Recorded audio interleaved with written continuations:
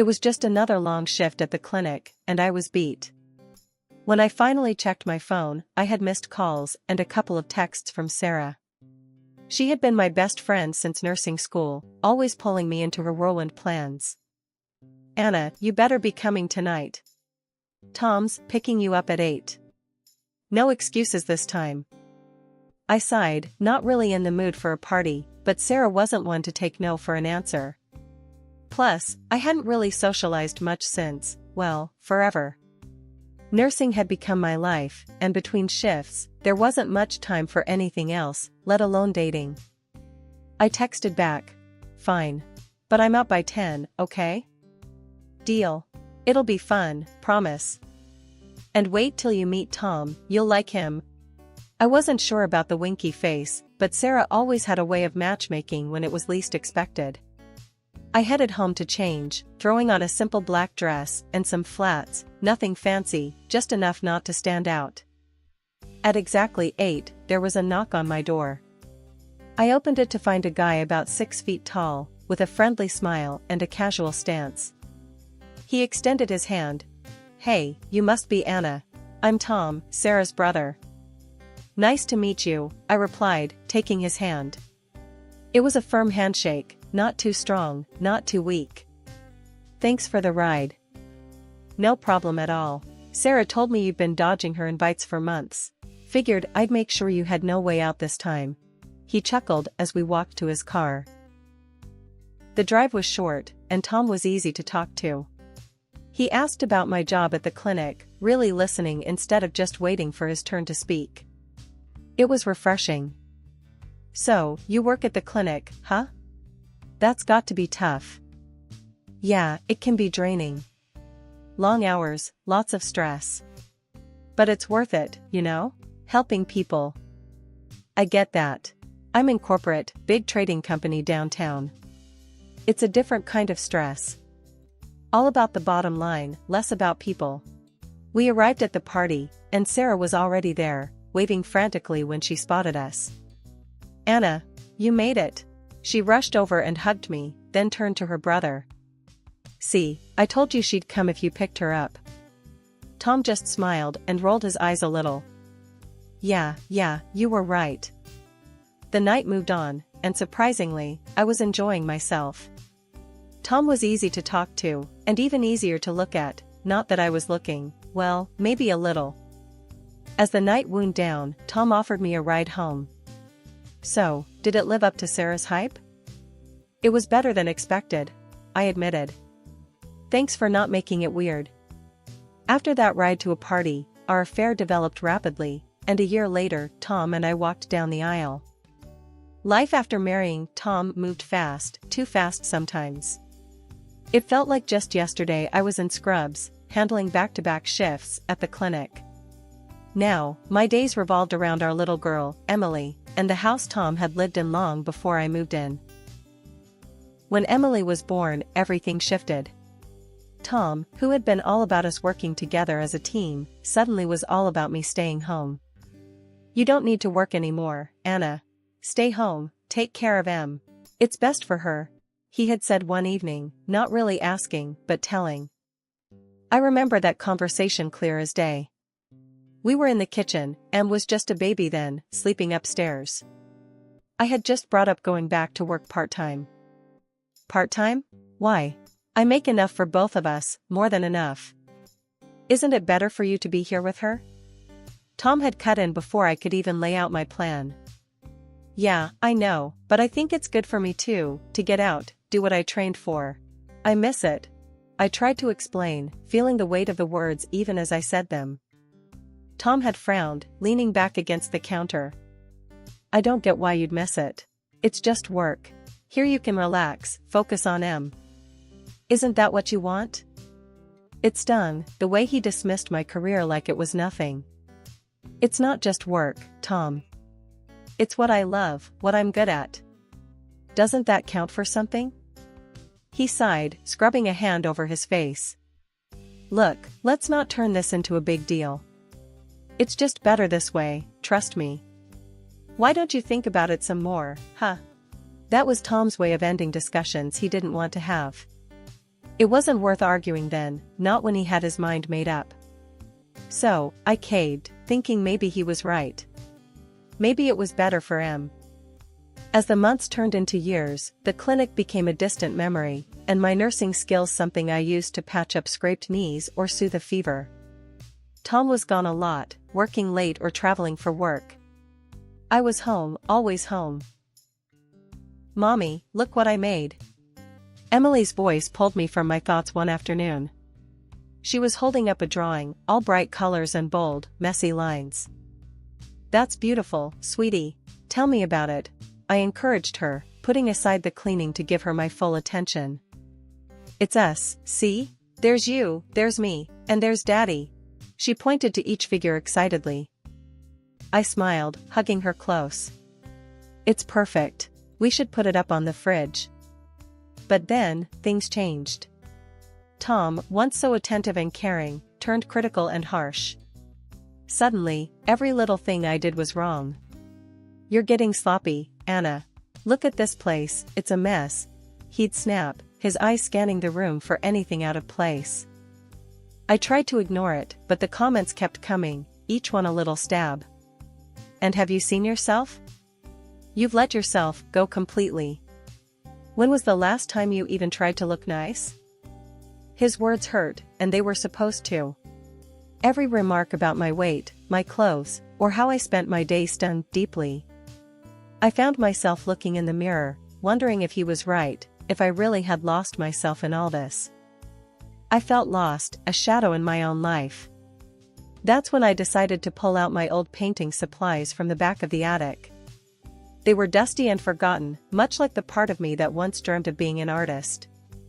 Back in the day, I'd actually been quite good. My old art teacher used to say I had a real gift, but life, well, my parents, really, had other plans. Nursing was a more sensible career choice, they'd said. And like a good daughter, I'd packed away my paints and canvases along with my dreams.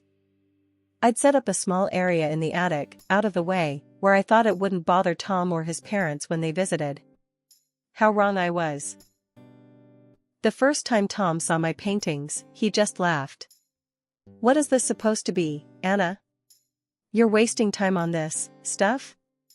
Why don't you do something useful instead?" His voice echoed off the concrete walls, sharp and dismissive. His parents were no kinder. During one of their frequent inspections, they saw my art corner. His mother snorted. "Look at this mess. Thought you'd have outgrown this phase. You should focus on keeping a better home." His father just shook his head, chuckling as if I'd told a bad joke. "And Tom, he just piled on more. This hobby of yours is costing us. I'm not funding your little daydreams anymore. You want to play artist, use your own money. But remember, the groceries and bills aren't going to pay themselves." So that's what I did. I started dipping into my savings, the money I'd scrimped and saved from before, back when I was still working. Each canvas, each tube of paint felt like a piece of my freedom, bought at a steep price. Another day was like the old ones. Tom's mom ordered me around like some kind of servant while they were over for breakfast. "Make us that special coffee you do, and I want those omelets. And try to get it right this time, will you?" She barked from the dining table, not even bothering to look at me. "Yeah, and make sure there's no mess. We wouldn't want any paint getting into the food," Tom added with a smirk. His dad chuckled, agreeing in that gruff, dismissive tone he always used. I clenched my teeth, keeping the simmering anger at bay while I prepared their breakfast. They ate, they criticized, and they left, leaving me to clean up the aftermath of their visit. But instead of scrubbing down the kitchen, I went straight to the attic. I stood in front of my easel, palette in hand, and for a few hours, I wasn't just Tom's wife or his mother's target for criticism, I was myself, Anna, the artist. Tom went on another business trip. The house felt strangely quiet without him around, not that he was much company lately with his constant complaints and jabs. But this quiet was different, it was empty and a bit unnerving. I was in the middle of organizing Emily's school books when my phone rang. Seeing Tom's name flash on the screen didn't exactly fill me with enthusiasm, but I answered. Anna, listen up. I need you to get something for Caroline's birthday. It's next week. Tom's voice was brisk, all business, no pleasantries. I pulled the phone away from my ear for a moment, taking a deep breath before responding. Tom, money's tight. You know I can't afford anything fancy right now. Well, that's your problem to figure out. I'm not sending money for this. Just make sure it's something nice. Impress my boss's wife, he said, and without waiting for my reply, he hung up. Great. Just great. I stood there, phone in hand, feeling both angry and helpless. Tom hadn't even asked how Emily was doing, how I was managing everything on my own while he was away. It was always about his work, his needs. After stewing in frustration for a good hour, I decided to do a bit of detective work. I logged onto my computer and pulled up Caroline's social media profile. Scrolling through her posts, I noticed a pattern. She loved art, especially paintings. Photos of galleries, art shows, and various pieces filled her page. She even mentioned supporting local artists. That's when it hit me. I could paint her something. It was personal, and it certainly wouldn't cost as much as buying something. Plus, it was a chance to maybe, just maybe, show Tom that my painting wasn't just a silly hobby. I set up my easel with renewed purpose, sketching out ideas. The painting took shape over the next few days, a vibrant cityscape with a twist of whimsy, something a bit different but eye-catching. It was one of the best pieces I'd done in a while, not because of the technique or the colors, but because every brushstroke was filled with my determination to prove myself. Tom didn't call to check in, not once. It hurt, but it also fueled my resolve. This painting was going to Caroline, but it was for me too, a testament to my skill and passion. The night before the party, I carefully examined the painting. It looked professional, something you'd see in a gallery window. I was proud of it, proud of myself. I hadn't felt that way in a long time. I rehearsed what I would say at the party, how I'd explain the thought behind the painting. I imagined Caroline's reaction, hoping she would appreciate the personal touch. With the painting done and wrapped, I was still nervous. The day before Caroline's birthday, Tom called again. "Did you get the gift?" he asked, his tone expectant. "It's all taken care of," I replied, my voice steadier than I felt. "Good. I'll see it at the party, right?" "Yes, you'll see it there," I confirmed, not quite ready to reveal the surprise over the phone. The day of Caroline's birthday had finally arrived, and the atmosphere was tense for me. After dropping Emily off at my parents' house, I packed the painting I had poured my heart into, feeling both nervous and proud. I arrived at the venue, a classy spot downtown, carrying my carefully wrapped gift. Tom had returned from his business trip just an hour before the party and was already there when I arrived. As soon as I saw him, his eyes narrowed, scanning my outfit and the package under my arm. "You wore that? Look around, Anna. Do you see how the others are dressed? You look so out of place," he hissed, not even bothering to keep his voice down. His eyes were cold, judgmental. I tried to shrug it off, focusing on why I was there, to deliver the painting. But before I could even greet anyone else, Tom noticed the wrapped canvas in my hand. "Don't tell me that's the gift you got, your painting? Are you kidding me, Anna?" "It's a thoughtful gift, Tom. Caroline appreciates art," I replied, trying to keep my voice steady, despite the rising embarrassment. Tom's reaction was explosive. "Art? That daub? Are you nuts? You've made fools of me and yourself." His voice rose, carrying across the room, and soon enough, a hush fell over nearby conversations. People started staring, whispering. My face burned with humiliation, but before I could defend myself further, Caroline and her husband, Tom's boss, approached us, drawn by the commotion. "What's all this about, Tom?" Caroline asked, her voice calm but curious. Tom, red-faced and flustered, tried to laugh it off. "Oh, nothing much, just Anna here decided to bring one of her paintings as your gift. I was just telling her it might not be appropriate." His boss looked from Tom to me, then at the gift in my hands. Let's see it then. Anna, would you show us your work? He asked, more intrigued than offended. Reluctantly, I unwrapped the painting, revealing the vibrant colors and the abstract cityscape I had labored over.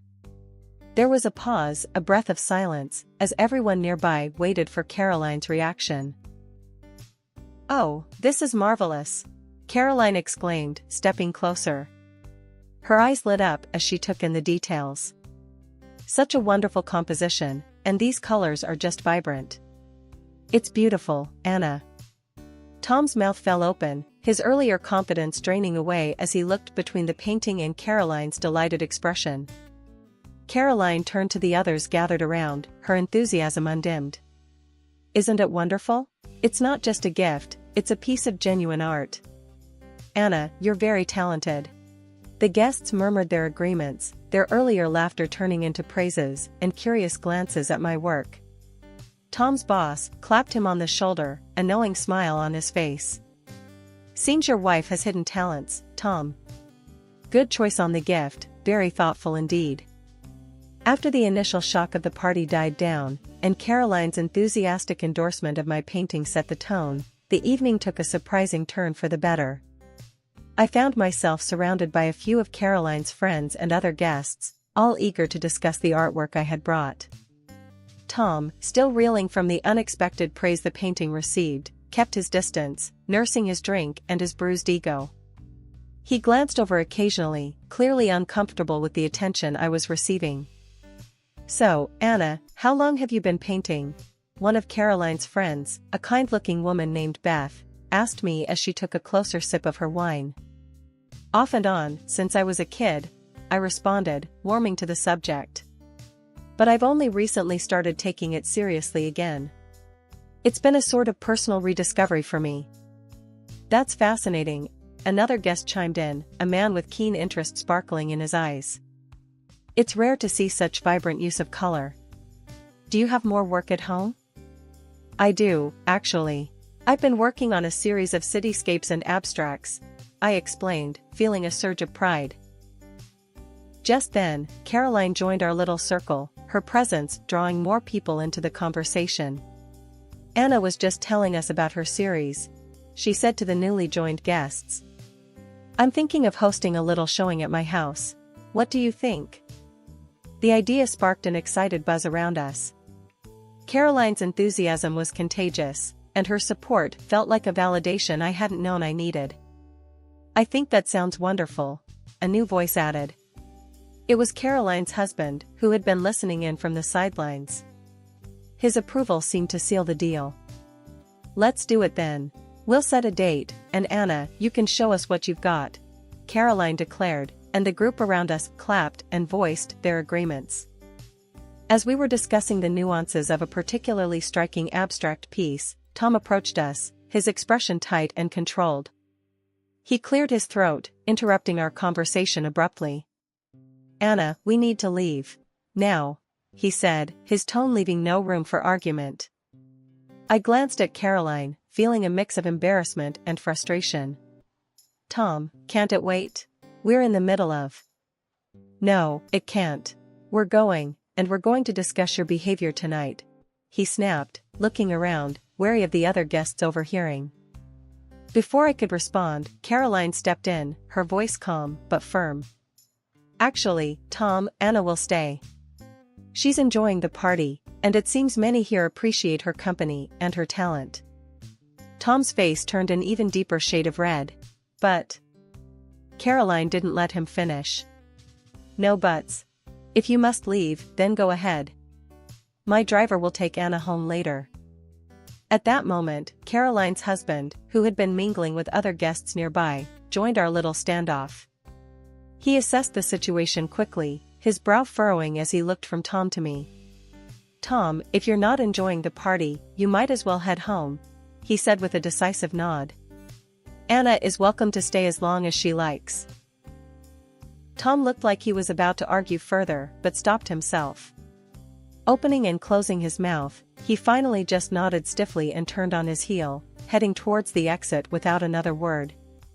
I got back home late that night, the party's energy still buzzing in my veins, but the atmosphere chilled instantly when I stepped through the front door. Tom was there, waiting up, and his parents were with him, their faces stormy with disapproval.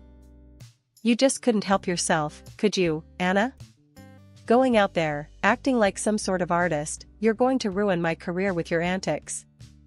Tom spat out the words as soon as I walked in. His mom chimed in, her voice sharp and accusing, "You think you're better than us, flaunting your paintings in front of important people. You've embarrassed us all."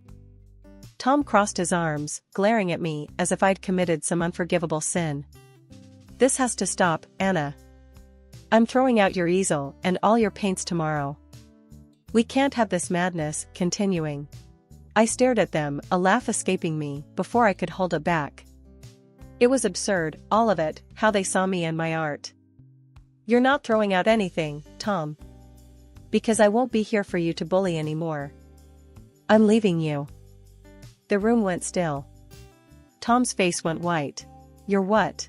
Anna, don't be stupid. You think you can just leave? Where will you go?" His dad snorted. "She thinks she's some kind of artist now. Who would want those daubs?" Ignoring the sting from his words, I held my ground. "Actually, Caroline loved my painting. She's even offered to help me organize a personal exhibition. People are interested, Tom. Just not you." I turned away from them, heading to the bedroom to pack some essentials. Their voices followed me, each word more desperate and biting than the last. His mother's voice was shrill, piercing through the house. "We were too kind to you, letting you indulge in your little hobby. You never appreciated anything we did for you." I zipped up my bag, the weight of their words less than the weight of staying. "I appreciate myself, and that's enough for now," I muttered under my breath. With my bag slung over my shoulder, I walked out of the room, past them, and headed for the door. They didn't follow me. Maybe they were shocked that I'd actually stood up and walked away, or maybe they realized I had nothing left to give them. After the divorce, I moved with Emily into a small apartment that had just enough space for us, and a little corner I could convert into a studio. As I arranged my brushes and canvases, Emily peeked around the corner, her eyes curious. "Mom, can I paint too?" she asked, her voice hopeful. "Of course, sweetie. This studio is as much yours as it is mine," I replied, setting up a small easel next to mine for her. Those early days were tough, but fulfilling. With every stroke of the brush, I felt more like myself, and less like the person I had been during the last days with Tom. Caroline, true to her word, had not only encouraged me but actively supported my art.